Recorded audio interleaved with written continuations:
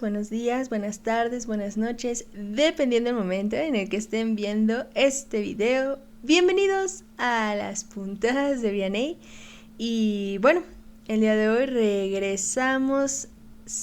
regresamos al Borda Lectura y con esta historia de la hija del boticario, que para quien no lo sepa, para quien no sabe, no la conoce, la dejamos hace algunos meses.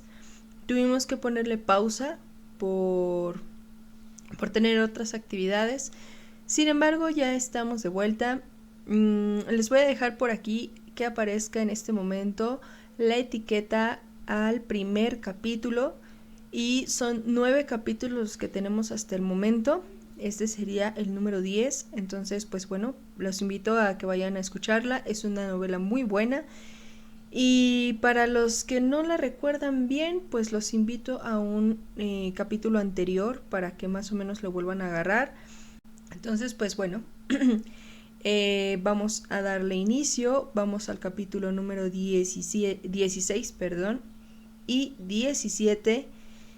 Y pues bueno, vamos a empezar nuevamente con esta lectura. Espero que les guste.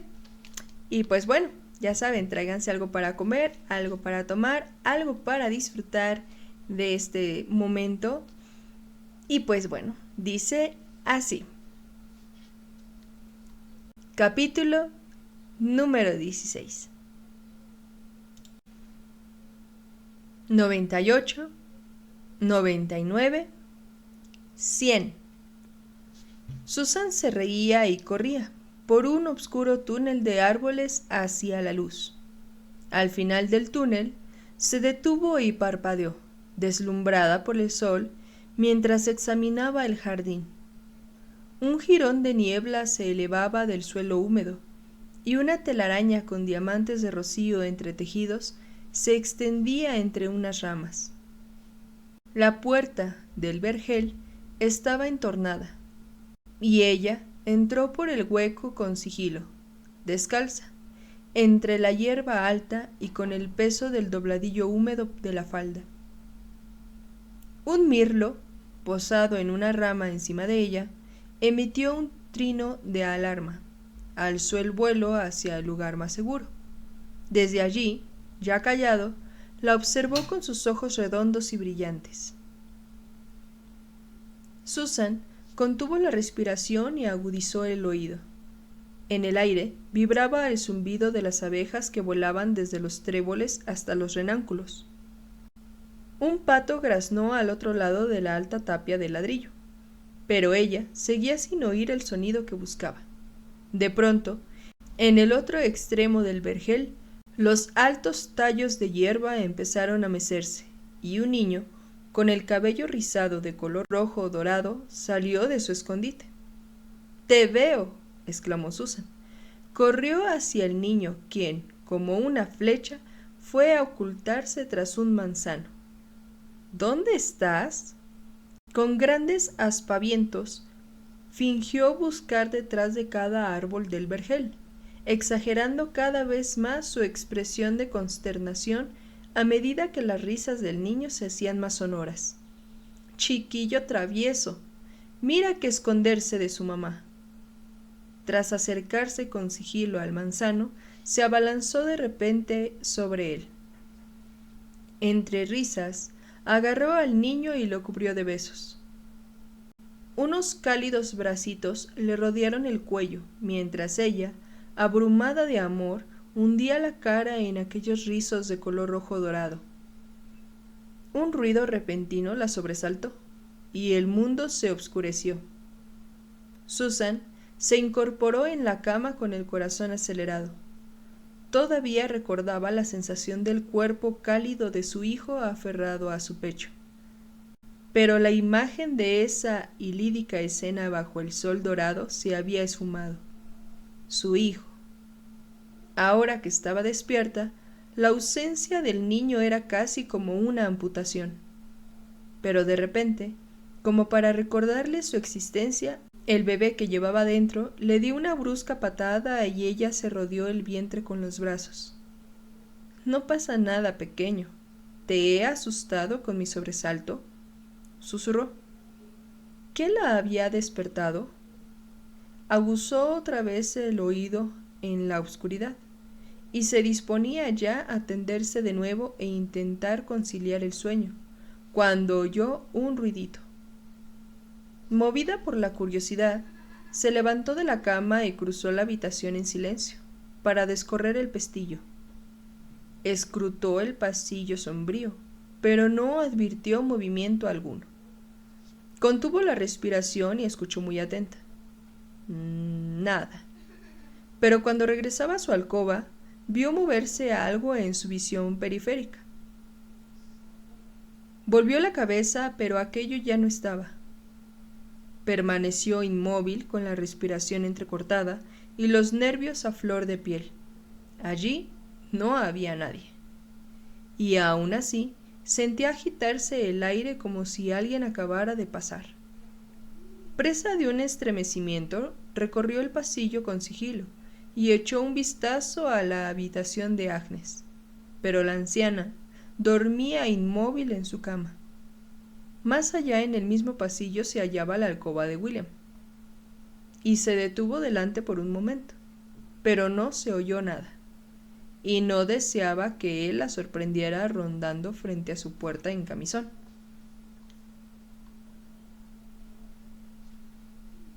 La peste arreció otra vez con la llegada del verano. Muchos de quienes habían regresado a la ciudad durante el invierno huyeron de nuevo al campo. Quienes se quedaron vivían tensos y vigilantes, prestos a rehuir a vecinos y amigos a la menor sospecha de enfermedad. Agnes dejó de asistir a los oficios dominicales, y Susan hundía la cabeza bajo las mantas por las noches cada vez que oía la carreta de la muerte, seguida por los gemidos y los sollozos de los deudos. Agnes, preocupada por cómo se las arreglarían si llegaba a escasear los alimentos, insistió en que Susan y la señora Oliver se encargaran de llenar una de las despensas vacías con grandes cantidades de alubias secas, harinas y otros víveres. «Estaremos todos hartos de las alubias para cuando hayamos acabado esta remesa», comentó la señora Oliver. William regresaba a casa muy tarde, parco en palabras y poco comunicativo, y cenaba con desgana a la luz de las velas. «¿Puedo traeros algo de comer que os apetezca más?», preguntó Susan una noche al ver que apartaba el plato de pollo frío. «¿Cómo?». La miró como si no la reconociera. «¿Queréis un poco de leche con cerveza? Eso es fácil de digerir cuando uno está cansado». ¿Cansado? William dejó escapar una risotada apática. «No bastaría una leche con cerveza para curar el mal que me aqueja». Cerró los puños y se frotó los ojos. «No sabéis lo que he tenido que ver hoy, Susan. Un nacimiento y una muerte, todo en espacio de media hora. Una madre ya afectada por la peste y a su niño nacido minutos antes de su fallecimiento». «¿Ha sobrevivido el bebé?». Movida por su ya habitual desasosiego, cruzó los brazos ante el vientre en ademán protector. «Sí, pero ¿quién sabe por cuánto tiempo? El padre y la madre ya han muerto, y la única persona que queda para ocuparse de la criatura es una vieja abuela desdentada. ¿Qué clase de vida tendría? Sería mejor para él reunirse con su madre». «No digas eso. Estos no son tiempos para el sentimentalismo, Susan. No es... Y esta tarde me han llamado de Bedlam». «¿La peste?». «La disentería. Me pregunto si en algún momento conseguiré apartar ese hedor de mi nariz. No tenéis ni idea de los horrores que he presenciado en ese lugar. Viejas farfullando solas a la vez que se mesan los cabellos. Hombres desnudos, embadurnados de excrementos, revolcándose en la paja inmunda, igual que animales. Sus horrendos gritos y gemidos resonarán en mis sueños».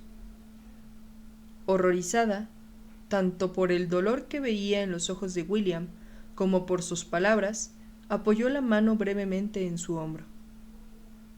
Si a mí me cuesta asimilar siquiera la idea de tener que volver, ¿podéis imaginar lo que debe ser aquello para los internos?, preguntó. Sus familias los han recluido en el infierno, y su única esperanza realista de escapar es la muerte. ¿Estoy privándolos de esa esperanza cuando intento curarlos de sus males? Susan deseó poder estrecharlo entre sus brazos y mecerlo contra su pecho para reconfortarlo, pero no tenía respuesta útil a su pregunta.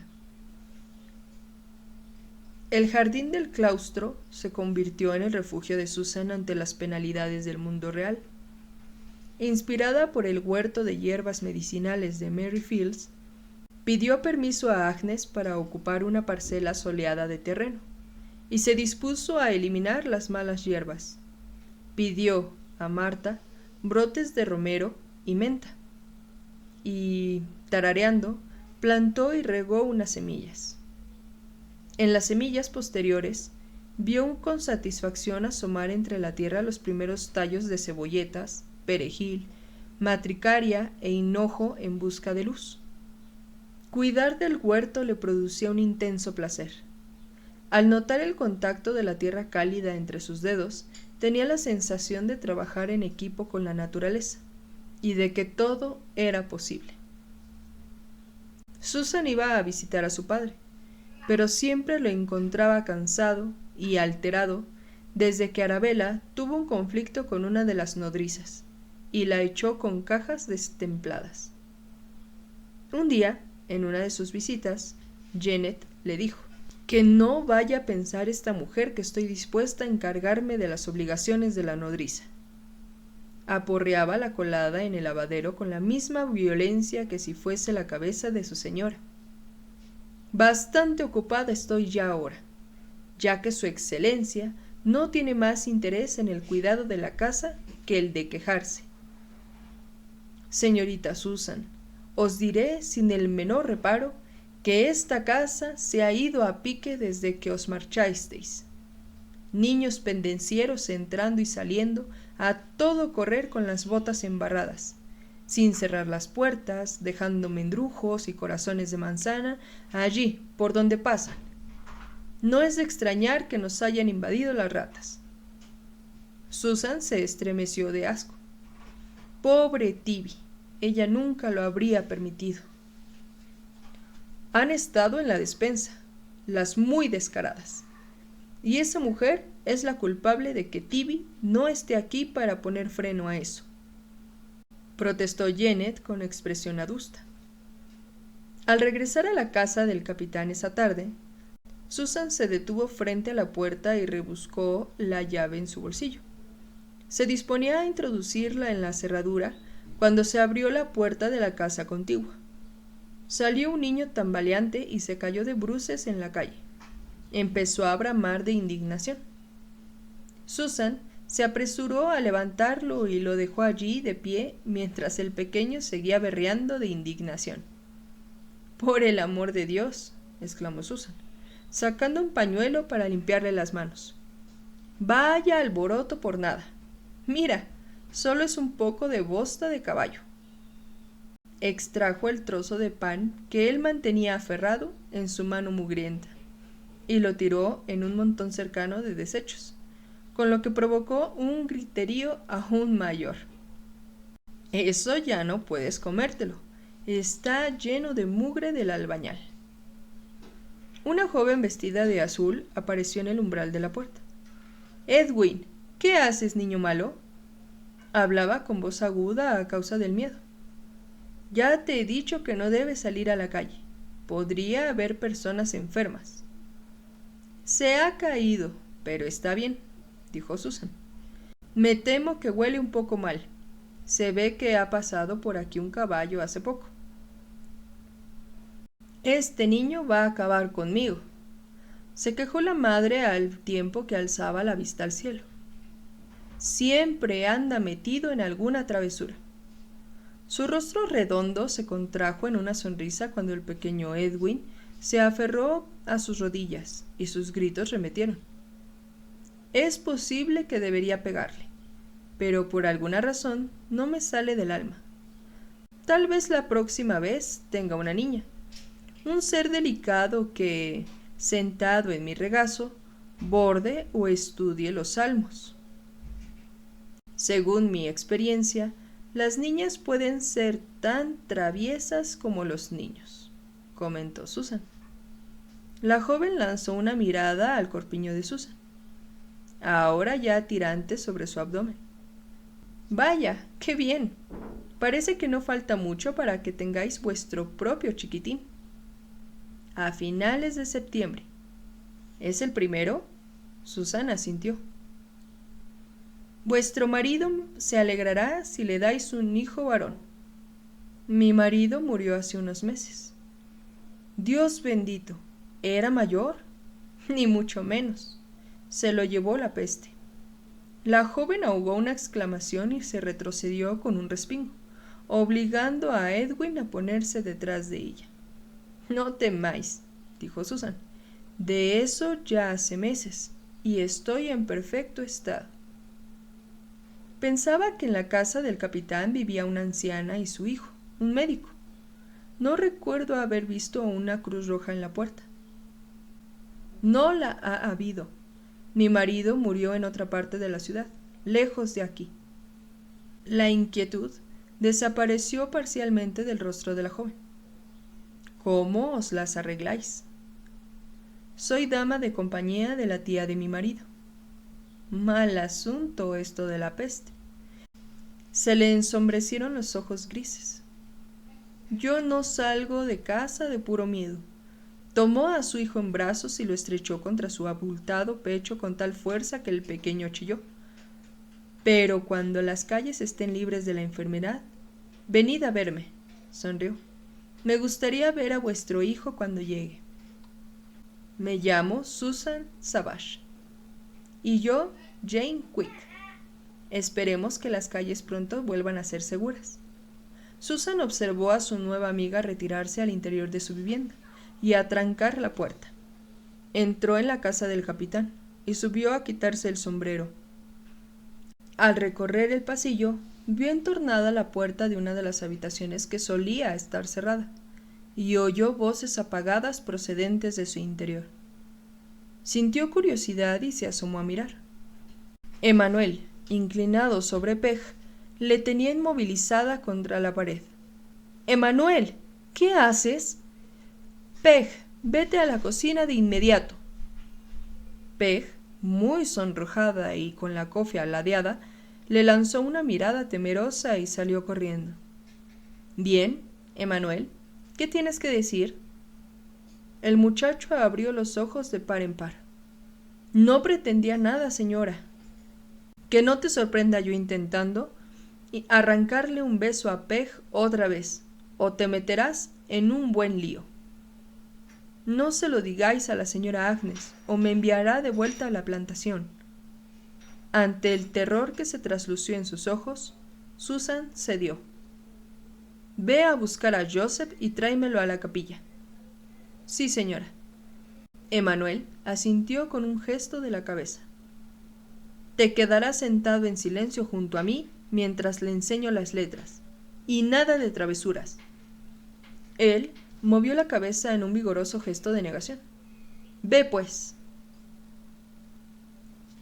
Joseph había resultado ser un alumno voluntarioso. Si bien su entusiasmo era mayor que su aptitud, Susan lo veía concentrarse en su pizarra, con una mancha de tiza en la mejilla morena y con la punta de la lengua fuera de la boca mientras daba forma a las letras. Observó su perfil una vez más, buscando aún un parecido con William.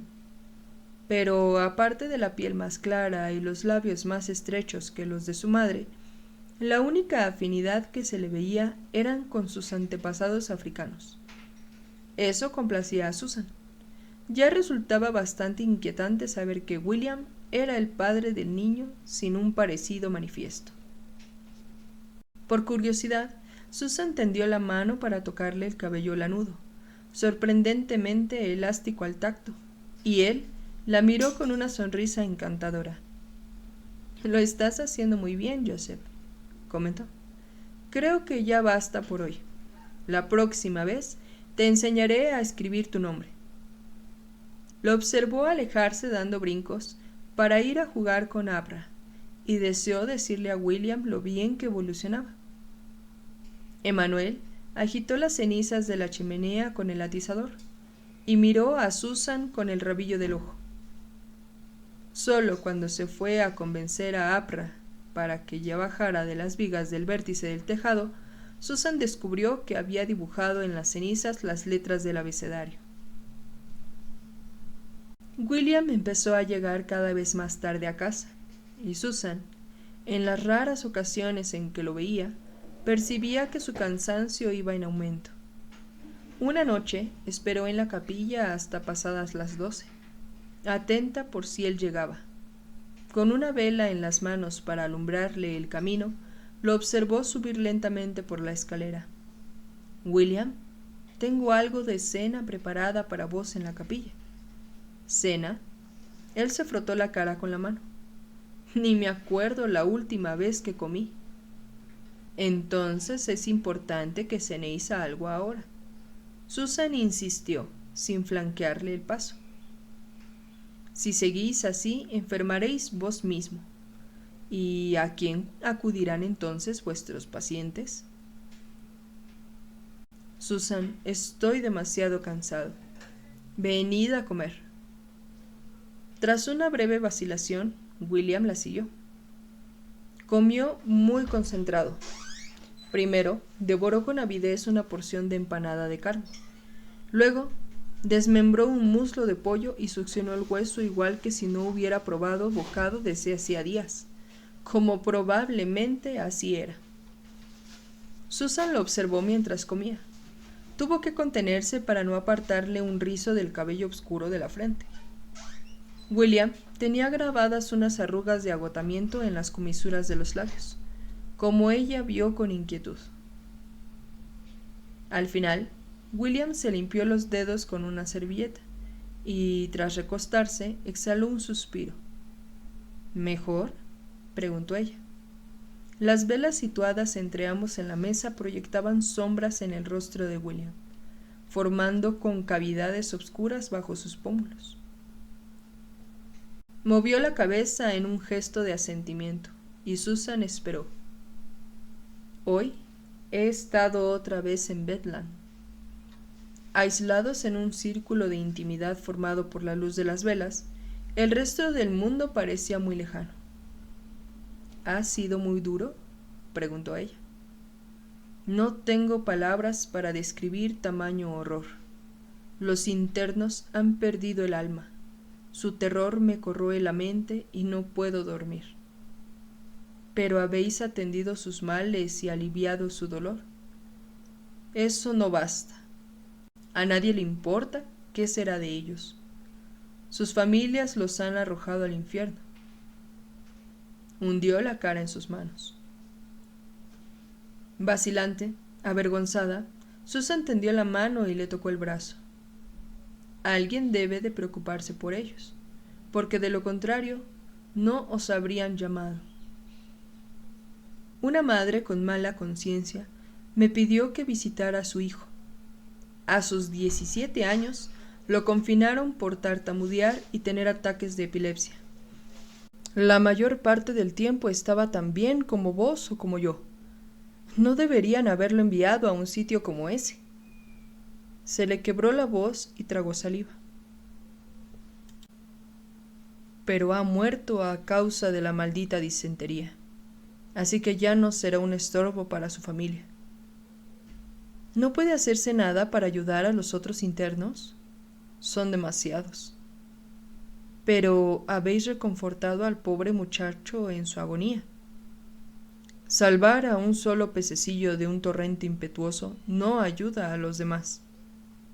«Pero para él sí habéis mejorado las cosas». William se apartó las manos de la cara y la miró fijamente. «Sí, supongo que sí». Susan agarró las velas.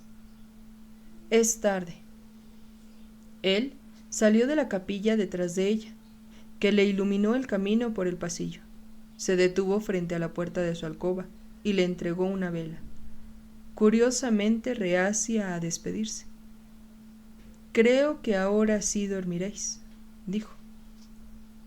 William ahogó un bostezo. Es posible. Solo Dios sabe lo cansado que estoy. Buenas noches, Susan, y gracias. Casi sin que Susan se diera cuenta de lo que ocurría, él tiró de ella hacia sí y la besó en la frente. Sin una palabra más, se alejó por el pasillo. Ella lo observó desaparecer por el recodo mientras el corazón se le aceleraba y una repentina llamarada de calor le subía por el cuello. Presa de un feliz asombro, se quedó inmóvil para no romper el hechizo, y al cabo de un momento entró en su alcoba. A la mañana siguiente, mientras Susan peinaba a Agnes, William llamó a la puerta de la alcoba. «Vengo a hablar con vos, tía», dijo. «¿No puede esperar a que me haya vestido? Disculpad, pero no. ¿Qué es tan importante para justificar tanta urgencia?» Susan está muy pálida por pasar tanto tiempo encerrada. Se sentó en el borde de la cama y le dio la mano a Agnes. Debería dar un paseo para respirar aire puro y recuperar el color de las mejillas por el bien del niño, ¿no os parece? Y esta mañana yo me quedaré aquí sentado a vuestro lado. Hace tiempo que no mantenemos una agradable charla. ¿No es así, tía? Una sonrisa de felicidad asomó al rostro de la anciana. Será como en los viejos tiempos, antes de que te volvieras tan serio. Ponme el gorro, Susan, y luego podrás marcharte. Fuera, bajo el sol, Susan se alejó por la calle casi brincando. Respiró hondo sin importarle, por un momento, el hedor a putrefacción que el aire traía de la fosa de los apestados. En el camposanto, a 2 calles de allí, era libre. El niño, como en sintonía con su buen humor, danzó dentro de Susan, que se palpó el vientre con los dedos mientras se reía ante semejante prodigio. Un anciano, renqueante, la miró con extrañeza y cambió de cera. Poco después, se hallaba ante la casa de Marta y llamaba a la puerta. ¡Qué sorpresa tan grata! Hacía semanas que no te veía, exclamó Marta, mientras la besaba en la mejilla. Pasa al jardín y cuéntame todas tus novedades. A la sombra moteada del manzano, la hija mayor de Marta, Pattins, mecía una cuna envuelta en muselina para protegerla de las moscas. Dentro, Susan vio a su ahijado, que dormitaba plácidamente con el pulgar en la boca. Las mejillas, sonrosadas por el sueño, eran tan perfectas como melocotones maduros. Un repentino amor por él inundó su corazón. ¿Verdad que es hermoso?, preguntó en un susurro. Sobre todo cuando duerme, contestó su madre con una sonrisa de orgullo. Me cuesta creer que a finales del verano tendré mi propio hijo para mecerlo en su cuna.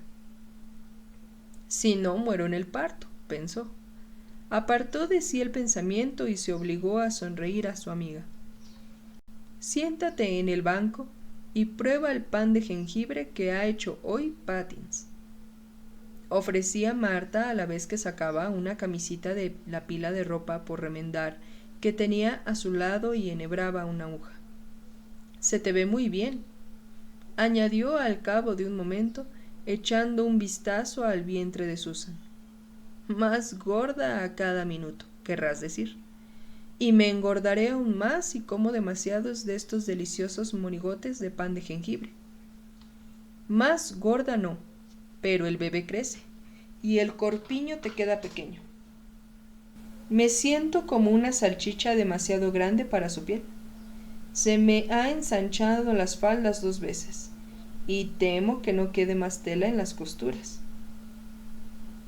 Puedo prestarte unos vestidos más holgados si quieres. Espero no necesitarlos durante un tiempo.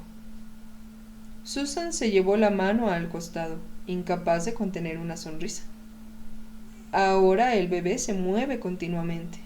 Se me hace tan extraño imaginarlo como un pececillo en una pecera. Es uno de los muchos milagros del Señor. Marta, no sabes cuánto deseo ahora a este bebé. Desde que mi padre se casó con Arabella, me he sentido muy sola. Pero este niño será mío, y en él depositaré mi amor. Me da una nueva razón de ser. Marta le tomó las manos con un brillo en sus ojos de color avellana. Me alegra ver que ya no tienes miedo. Claro que tengo miedo, pero hago un gran esfuerzo para vencerlo. En ciertos sentidos estoy más aterrorizada que nunca, pero no solo tengo miedo por mí, sino también por el bebé. Nunca me había imaginado que tendría un hijo, y no soporto la idea de que algo horrible pueda ocurrirle. Debes poner tu confianza en manos de Dios, Susan.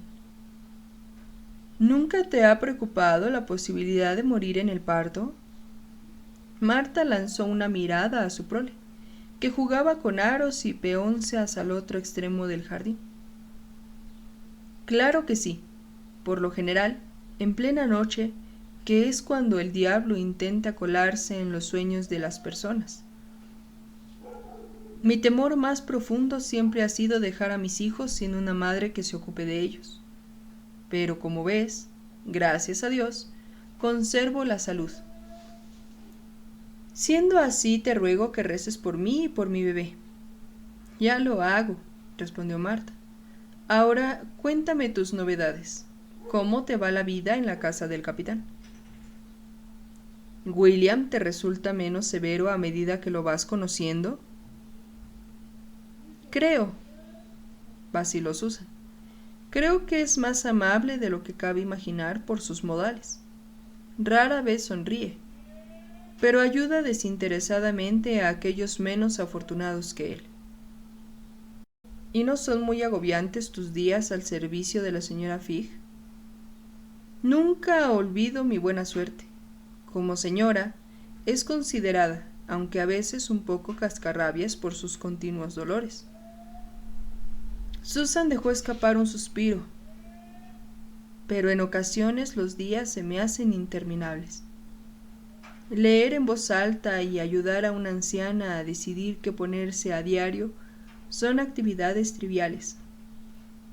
Tengo aptitudes que ahora están desaprovechadas y no gozo de libertad, cosa que me incomoda. A veces pienso que no soy más libre que los esclavos de Henry. Pero, ¿la señora Figg te ha permitido quedártelos? William la convenció. Susan guardó silencio por un momento. Tiene un interés especial en ellos porque conoció a Poet y a su hijo cuando trabajaba para su tío en Barbados. Me pidió que enseñara a leer y escribir al pequeño Joseph. Es un niño adorable y no puedo evitar sentir afecto con él. ¿Es capaz de aprender? Claro que sí, aunque me temo que preferiría correr por el jardín con Emmanuel, maquinando travesuras. Marta sonrió, como todos los niños. Pero a su madre no le gusta que yo le dé clases. Háblame de esa mujer. Su aspecto me resulta curioso, pero posee un extraño atractivo. Tiene una expresión soñolienta en los ojos y se mueve con una elegante languidez. Aún así, no le tengo estima. A menudo la sorprendo observándome y se me eriza el vello de la nuca. A ojos de todas las demás personas de la casa, parece conocer su lugar, pero a mí me mira como si me odiara. ¿Por qué tendría que odiarte? No estoy segura, pero la tomó conmigo desde el momento en que me vio. La semana pasada, el orfebre entregó 2 collares de plata que Agnes había encargado. como el que lleva a Emmanuel. Fue asombroso. Poef ni siquiera apartó la vista del suelo mientras yo le ponía el collar. Y no dijo nada, pero las oleadas de desprecio que emanaba se percibían con la misma intensidad que el hedor que despide la fosa común de los apestados. ¿Por qué habría de desagradarle un regalo tan caro? Sin duda lo imaginaste. Te aseguro que no. Susan se interrumpió, preguntándose si debía compartir su secreto con Marta. Sentía una gran necesidad de hablar de eso con alguien, y dijo: «Hay otra cosa». «¿Qué?». Sin querer, oí algo que me preocupa. «¿Ah, sí?». Fue cuando llegaron los esclavos. Verás, Joseph nació cuando William trabajaba en la plantación de su tío. Oí a William decir a Agnes que Joseph era su hijo. «¡No!». Marta se tapó la boca con las manos. «Pero si es africana, no sería capaz». «Por fuerza lo fue», atrajo Susan. «Te he dicho que Joseph tiene la piel de un marrón claro poco común, ni oscura ni blanca. No soporto pensarlo, pero cada vez que miro a esa mujer, y luego miro a Joseph, pienso en lo que debió de ocurrir y me invade un estado de agitación». «En ese caso no te conviene pensar en ello», instó Marta con firmeza. «No puedo evitarlo, y por otra parte, en nuestra boda, Henry y William discutieron. Entonces no lo entendí. Pero ahora, cuando pienso en ello...». «¿Qué?». Marta, mirándola con los ojos desorbitados, se inclinó al frente, sin acordarse ya de sus remiendos. «Los oí discutir. William dijo a Henry: «No quiero que los traigas aquí». Y Henry hincó un dedo en el pecho de William y contestó que ya lo había prometido. «No lo entiendo». Henry se había criado con Poef y Erasmus y les tenía aprecio. Sospecho que se creía capaz de convencer a William de que actuara con ellos como debía en cuanto estuvieran en Inglaterra. Al fin y al cabo, Joseph es hijo de William. ¿No creerás que Poef y él todavía...? No, seguro que no». Susan se puso en pie y empezó a pasearse. Debió de ocurrir solo una vez. Tal vez se excedió con el ron y sucumbió a los bajos instintos. Te disgusta pensar en eso, ¿verdad? ¿No estarás celosa? ¿Celosa? ¿De Poef? De cualquier mujer que atraiga la atención de William. ¡Qué disparate! ¿Tú crees? Claro que sí. Recordó entonces el momento en que, la noche anterior, William tiró de ella y la besó en la frente, y de pronto sintió una calidez incómoda. James se movió en su cuna y empezó a gimotear. Susan lo tomó en brazos y se paseó por el jardín, dándole palmadas en la espalda para aliviar su llanto.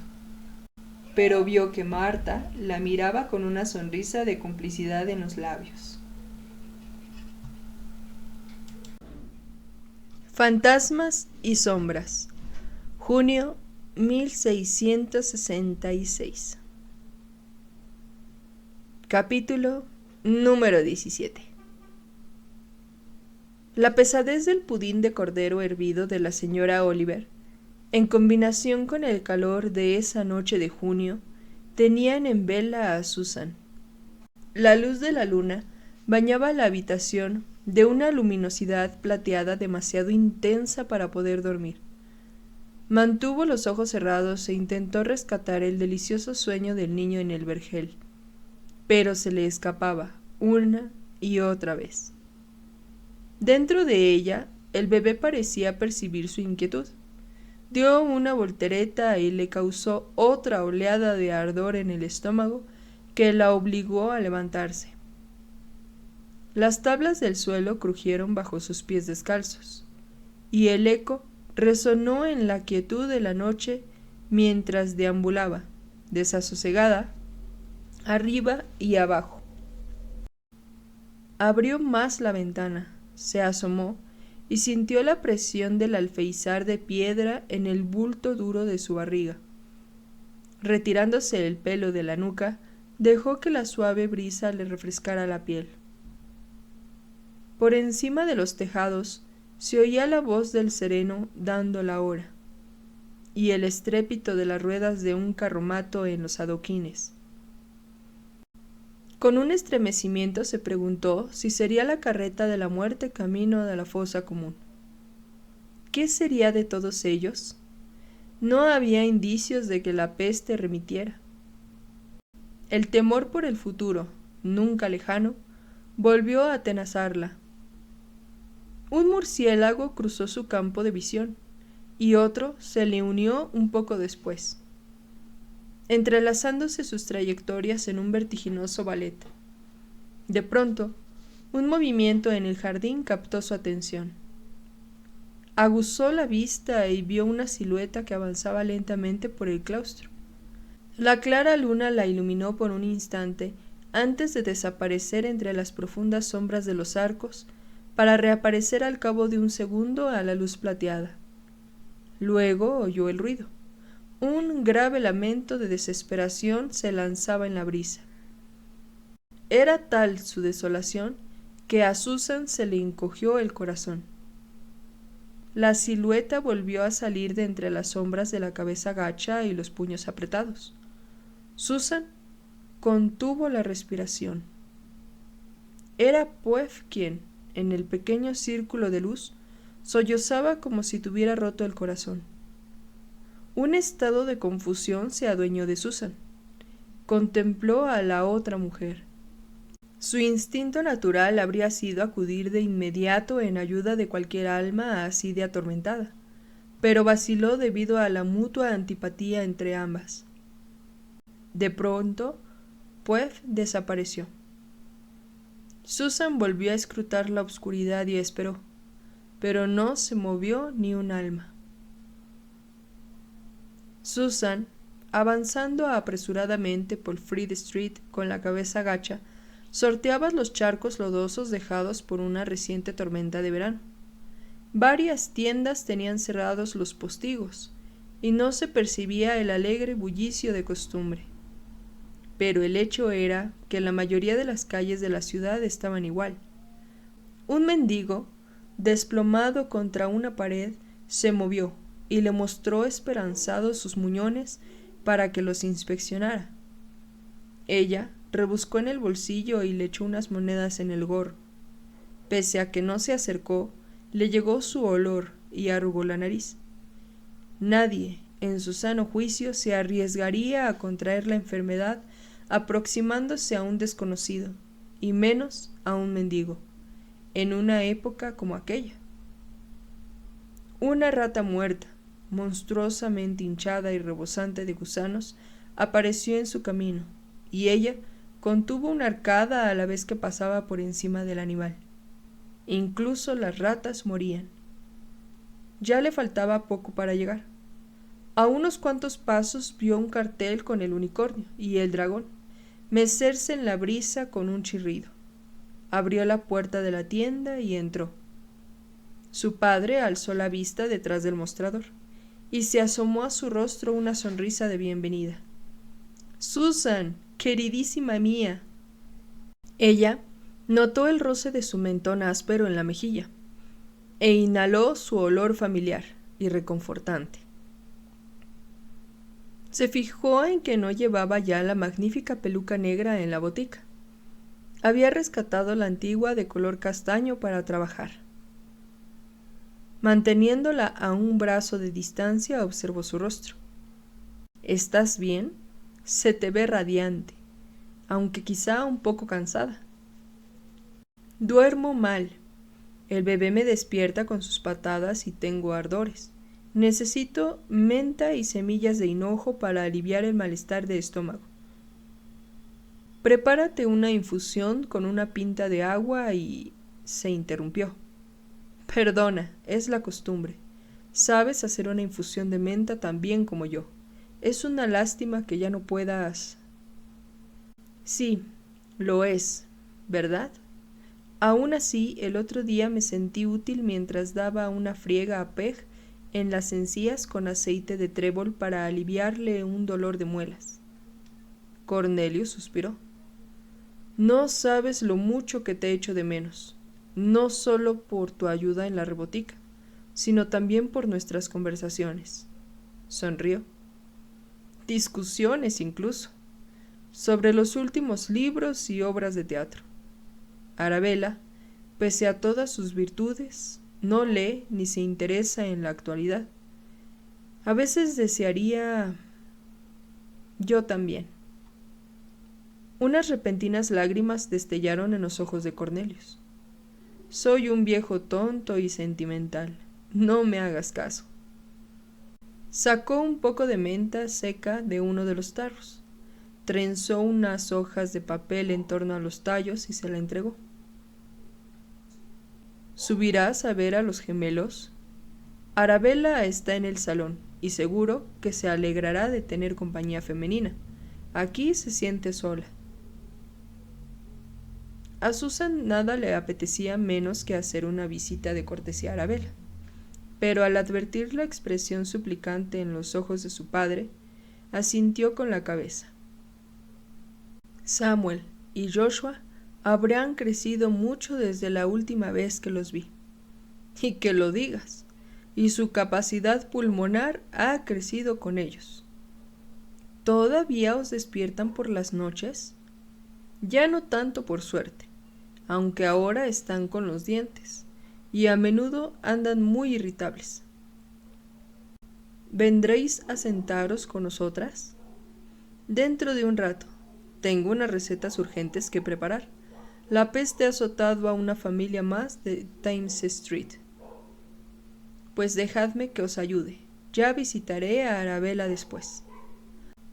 Susan encontró su antiguo delantal marrón, lleno de manchas, colgado aún en la percha de la rebotica, y se lo ciñó como si fuera un viejo amigo antes de ponerse manos a la obra. Al parecer, no hay una manera de controlar la peste, comentó Susan. William sale a todas horas, día y noche, para atender a los enfermos. Si sigue así, enfermará él también. Se agarró al borde del mostrador hasta que sus nudillos palidecieron, asaltada de nuevo por sus temores. Viene a menudo a por recetas, dijo Cornelius. Se ha convertido para mí en lo más parecido a un íntimo amigo, desde que desapareció el pobre Richard.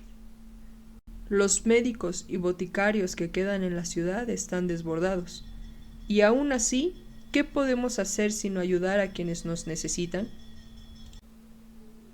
Una vez preparados los remedios y vertidos en frascos, Susan se quitó el delantal y volvió a colgarlo en la percha de mala gana. Como Ned todavía no ha vuelto, tengo que ir a entregar esto de inmediato, dijo Cornelius. No corráis ningún riesgo, os lo ruego. Dejad los frascos en el portal. Eso es lo que hago siempre. Cornelius la abrazó y le dio un beso en la coronilla. Vuelve pronto a verme. Recogió el sombrero del mostrador y se marchó. Susan lavó la mano y el almirez y guardó los tarros en su sitio. Reparó en que ahora las etiquetas de algunos estaban escritas con la desprolija letra de Ned. Aparte de eso, todo seguía igual. Flotaba aún en el aire el aroma de siempre, y aspiró hondo para saborearlo. Allí, en la botica, podía imaginar que nada había cambiado. Con un suspiro cerró la puerta a sus espaldas y salió al pasillo. Oyó las ruidosas pisadas de unos pies pequeños en la escalera, y los 3 hijos mayores de Arabella, chillando y peleándose, aparecieron y la apartaron de un empujón. Harriet se plantó en jarras. «¡Ah! ¡Eres tú! ¿A qué has venido?» «Vengo de visita». «¿Cómo están los gemelos?» Harriet hizo una mueca. «Alborotan y huelen mal». Se marchó a todo correr detrás de sus hermanos sin volver la vista atrás. Janet preparaba un pudín en la cocina y se sobresaltó cuando Susan le tocó el brazo. «Señorita Susan, me habéis asustado». Se limpió las manos enharinadas en el delantal. «Me alegro de veros en casa». El júbilo iluminó sus facciones poco agraciadas. «Por desgracia ya no es mi casa. Voy a subir a ver a mi madrastra, pero antes he querido verte a ti. Sois muy amable, señorita. Y me preguntaba si puedes darme un poco de pan con queso. Casi desfallezco de hambre. ¿Os quedaréis a comer? Puedo añadir unas cuantas cebollas al pudín. Ya llevo aquí demasiado tiempo. ¿Me sirvo yo misma de la despensa? Tapad el queso cuando acabéis, o esas condenadas ratas roerán el Stilton del señor. Le he preguntado a la señora si podía volver a tener un gato en la cocina para mantener a raya esa plaga, pero dice que no es higiénico que un gato ande rodeando por la cocina. Tampoco lo es tener ratas. Aún así, recuerdo que la pobre Tibi más de una vez servía un buen trozo de pescado de la mesa, o unas natillas dejadas a enfriar. Los gatos son ladrones, de eso no hay duda, pero son mucho más eficaces que las trampas para reducir el número de ratas. ¿Por qué no sentáis un rato al otro lado de la mesa mientras yo trabajo y me contáis qué habéis estado haciendo? Al cabo de 20 minutos, Susan sacudió las migas de su falda en el hogar. «Ya no puedo aplazarlo más, Janet. Tengo que ir arriba. Seguro que Arabella disfrutará restregándome el hecho de que he perdido mi elegante casa, y ahora soy una criada». Arabella, reclinada en su diván, miraba por la ventana del salón con una labor de bordado olvidada en el regazo. Susan se detuvo en el umbral de la puerta y reprimió un estremecimiento de aversión al ver los muebles chinos de su madrastra. ¿Cómo podía haber hecho algo así? Pero ahora la situación ya no podía cambiarse, así que mejor poner buena cara. Arabella se volvió y sonrió. «Susan, admito que me muero de aburrimiento, así que me complace mucho verte. Ven a sentarte a mi lado y dame noticias». Sorprendida por tan cálida recepción, Susan dedujo que Arabella, en efecto, debía aburrirse mucho. «No tengo gran cosa que contar», respondió. «Por lo general me paso el día con la señora Fig, y en estos tiempos ella apenas sale». Muy sensato por su parte. La ciudad no es un lugar seguro. Pero tu padre sigue negándose a huir al campo. No me puedo creer que la peste continúe entre nosotros después de tanto tiempo. No me atrevo a ir a la Real Lonja, ni para comprar una cinta o unos guantes, por miedo a poner en peligro mi vida. Y a mis amigas ya rara vez me visitan. Incluso nuestro carnicero ha muerto. No hay manera de encontrar un poco de cordero aceptable. Todo resulta de lo más agotador. Tienes los libros de mi padre para ayudarte a pasar el tiempo. ¿Libros? Abrió los ojos azules en una expresión de asombro. ¿De qué sirven? Yo quiero ir a una fiesta o ver una obra de teatro o comer en una posada. La vida se me escapa y no la disfruto. Tienes a tus hijos y tu casa. Una casa muy pobre, dicho sea de paso. Yo siempre vivía aquí muy a gusto.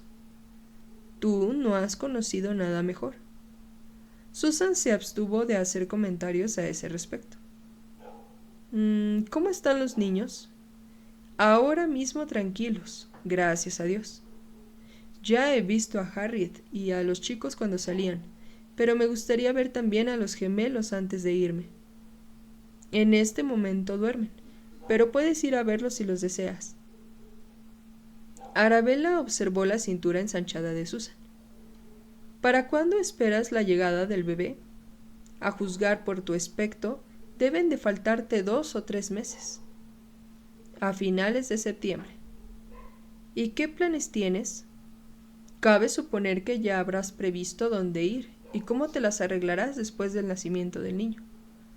No iré a ningún sitio. La tía de mi marido nos ha ofrecido un hogar a mi hijo y a mí. Pero, Susan, no me digas que no te lo has planteado. Arabella se incorporó muy erguida y el bordado cayó al suelo. La señora Fig es una anciana. ¿Qué harás cuando se muera? Está muy bien y no tiene intención de morirse. Eso imagino. Pero en cualquier caso morirá. ¿Y entonces qué? Bueno, Susan vaciló. Supongo que William heredará sus bienes. Él no necesitará una dama de compañía, ¿verdad? Y sería faltar al decoro que te quedaras en la casa con él, sola. Susan se mordió el labio al tomar conciencia de la precariedad de su situación. Un escalofrío de inquietud le recorrió la espalda. ¿Acaso se había confiado demasiado? Él no me echaría, dijo. ¿No te parece que te conviene asegurarte? Ese no es un asunto que pueda tratar con él. No seas obtusa, Susan. No estoy diciéndote que hables de lo que pasará cuando Agnes vaya a reunirse con su creador, sino que tomes medidas para asegurarte de que tienes un futuro en su casa, con William. Susan sintió el calor ascender a sus mejillas al comprender el significado de las palabras de Arabella. Ahora no se interesará por ti, claro está, no mientras estés hinchada y fea, con el hijo de su primo en el vientre, pero tendrás que actuar con premura en cuanto nazca el niño. Es una pena que cargues con el peso del hijo de Henry, pero debes encontrar otro marido lo antes posible. Las cosas podrían irte mucho peor.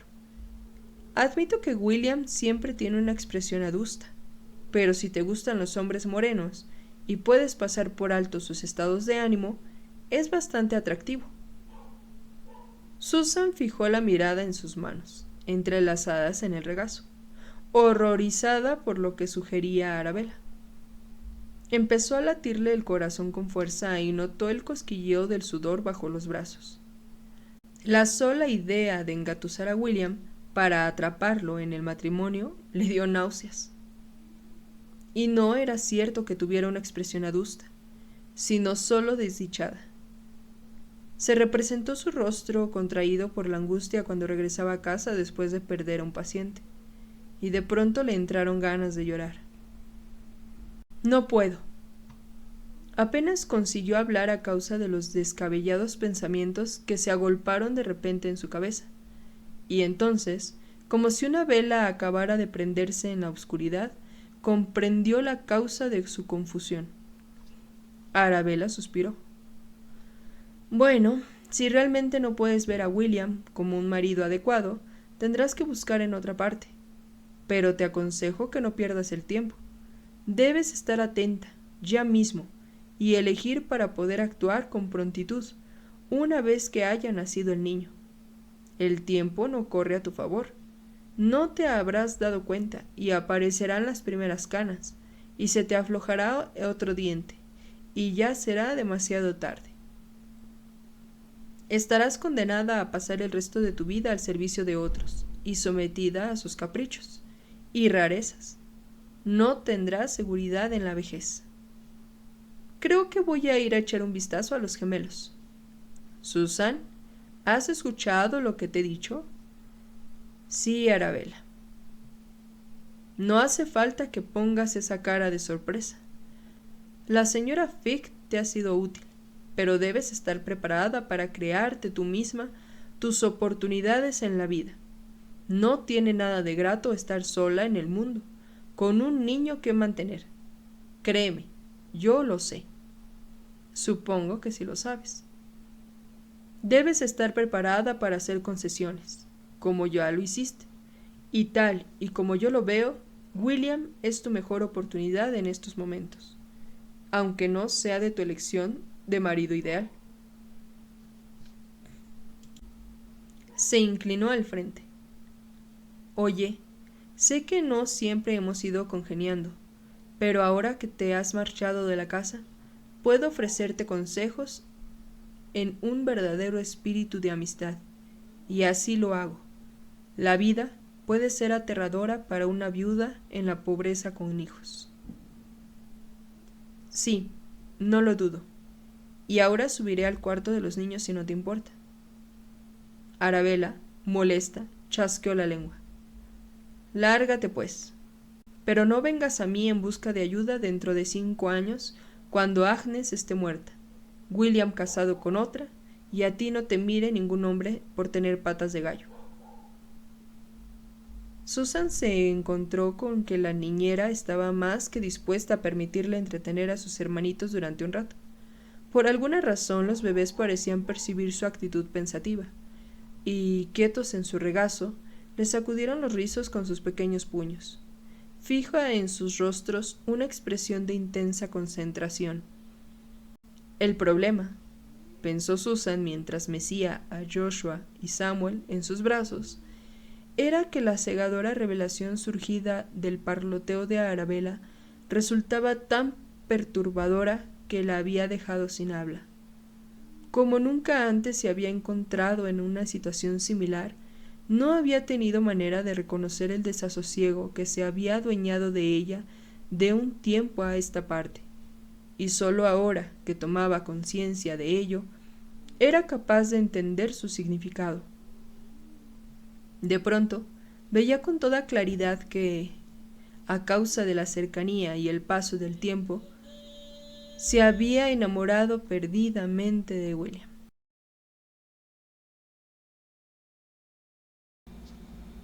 Y bueno, pues aquí hemos terminado el capítulo de hoy. Espero que les haya gustado, que les haya entretenido. La verdad es súper bonito haber regresado a esta historia. Espero que los haya dejado con este buen sabor de boca para continuar con el resto de la historia y verle por fin el fin. Y bueno, ¿qué más decirles? Solamente agradecerles el hecho de que estén aquí, que hayan compartido conmigo este pequeño tiempo. Espero que hayan bordado mucho o que hayan terminado sus quehaceres o su trabajo, en donde sea que me estén escuchando, se la hayan pasado de lo mejor. Ya saben, si les gustó regálenme un like, suscríbanse si aún no están suscritos. Y pues bueno, con esto me despido. Y ya saben, cuidémonos mucho, bordemos aún más y hasta el próximo capítulo. Bye.